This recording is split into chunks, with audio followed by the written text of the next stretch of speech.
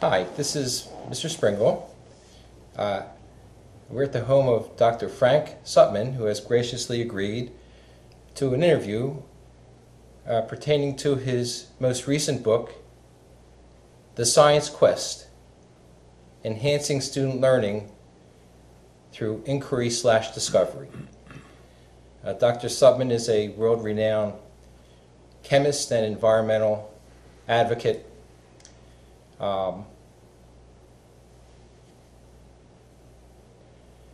And we appreciate his allowing us to do this interview very much. Dr. Sutman,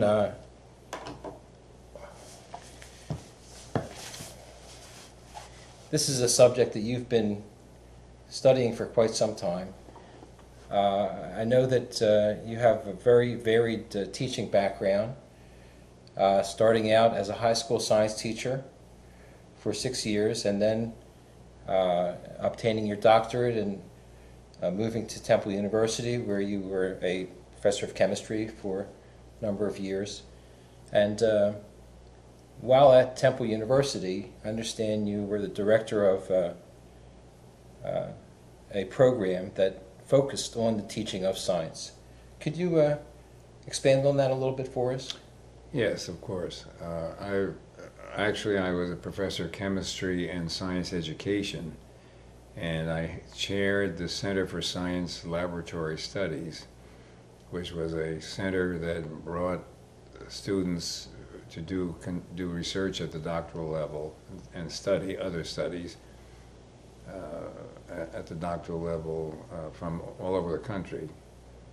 And our research involved the students in problems that relate to the improvement of teaching of science particularly at the middle and high school levels.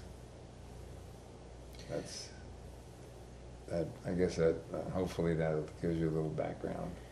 Okay? Yes. I'm just curious, was this centered mostly in Philadelphia urban areas, as Temple is located in North Philadelphia? Right. The center the location of it was at Temple University in the College of Education, but our students came from all over the country, and the research was done not only in the Philadelphia and area, but throughout the country and in 3 other countries: France, more than 3, 4 actually. France, Germany, China, and India. So we have the data that has been collected led to about 35 studies that in the end led to the book that we're going to be talking about. And this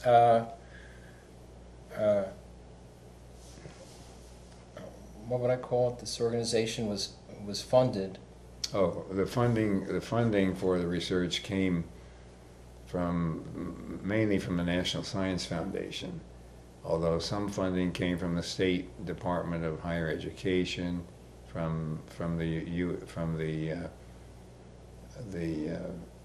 United States Army in Europe Center, and several small private foundations.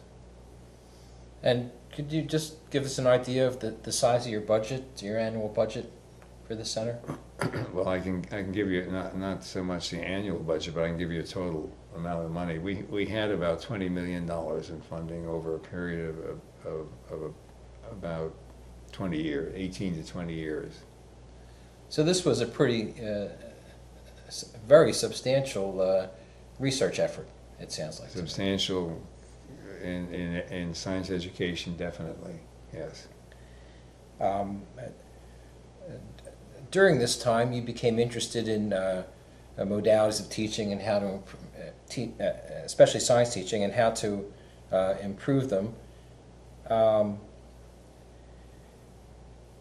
But your research, from what I understand, traces, let's call it student-centered teaching, back before the 70s and 80s. Could you give us a little bit of a history of what we now call inquiry and now what we're looking to enhance as inquiry/discovery. Give us a history of this concept. Right, as you pointed out, the concept of student-centered instruction is far from new. It goes back in history into Europe and also, but in this country, back into the early 1900s. And what we saw, however, was that there were some flaws in the descriptions, incomplete descriptions, in one way incomplete descriptions, and in another way descriptions that were too detailed, related to this process. And we thought, and we know now that we have been able to focus the attention in this approach so that it is applicable for teachers to use with the support, if they have the support of their school districts. So I guess our research began in the 70s, and the effort really began to focus with a study that showed us that there's a difference between instruction that causes teachers to ask questions, which is the norm, and students to ask questions. And that's where we began our real serious look at this whole process of inquiry. The difference between the teacher asking questions of the students, Yeah, right. and the students asking questions of the teacher and of themselves. Mainly of themselves, because as you'll see as we go through this, that our emphasis is not only students asking questions, but searching for answers or discovering answers to their own questions. Yeah. So I guess it was, and I wasn't teaching at the time, but in the late 1990s and early turn of the century, the focus of the National Research Council and other national science organizations turned towards the modality of inquiry, but it didn't seem like it was something that teachers could access and incorporate in a way that was probably meant by the original writers. Could you expand on that a little bit? Sure. The issue, the whole issue or emphasis on inquiry was really formally introduced in 1961 at a meeting at Harvard University, a meeting of scientists and science educators and others.